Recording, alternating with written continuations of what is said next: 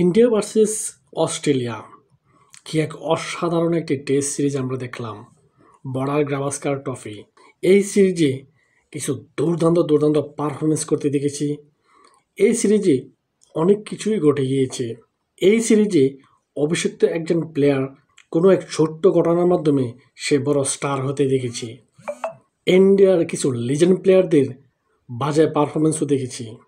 যেমন এই সিরিজে বিরাট কোহলি, রোহিত শর্মারা ভালো পারফরমেন্স করতে পারে নাই, যার কারণে টিম ইন্ডিয়ার বাজে অবস্থা। বিরাট কোহলিকে আমরা সবাই জানি ভারতীয় রান মেশিন হিসেবে, সেই হিসেবে তিনি এবার রান করতে পারে নাই, যার কারণে টিম ইন্ডিয়াও সেটির খেসারত দিয়েছে। অপরদিকে ভারতীয় আরেক pace bowler Jasprit Bumrah, what a bowler! সে দুর্দান্ত পারফরমেন্স করেছে পুরো সিরিজটা জুড়ে। বোলিং, ইভেন সে ব্যাটিংয়েও দুর্দান্ত ব্যাটিং করেছেন। সে এক পর্যায়ে দেখা গিয়েছে বিরাট কোহলি থেকেও সে ভালো ব্যাটিং করেছে। সে দুর্দান্ত ক্যাপ্টেন্সিও করেছে।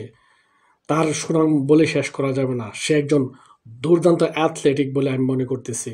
যদি আমরা অস্ট্রেলিয়ার কথা চিন্তা করি, সেখানে অস্ট্রেলিয়াতে নতুন একজন প্লেয়ার এসেছে, স্যাম কনস্ট্যান্স, যে কিনা বিরাট কোহলির সাথে ছোট্ট একটি ঘটনার মাধ্যমে সে এখন বড় স্টার হয়ে গিয়েছে।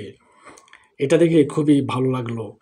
তবে অস্ট্রেলিয়া এই সিরিজটি জিতে গিয়েছে এবং সেই সাথে টেস্ট ফাইনালে খেলবে সাউথ আফ্রিকার সাথে। সাউথ আফ্রিকা বনাম অস্ট্রেলিয়ার মধ্যকার হবে টেস্ট ফাইনাল।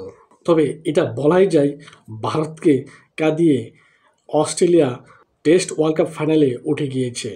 তবে এখানে ভারতের মধ্যে এরকম বাজে পারফরমেন্সের কারণ হচ্ছে ভারতীয় টপ অর্ডার ব্যাটাররা বাজে পারফরমেন্স, যার কারণে ভারত এই সিরিজটি খারাপ করেছে এবং সেই সাথে তারা টেস্ট ওয়ার্ল্ড কাপ ফাইনাল থেকে বিরত রয়েছে বলে আমি মনে করতেছি।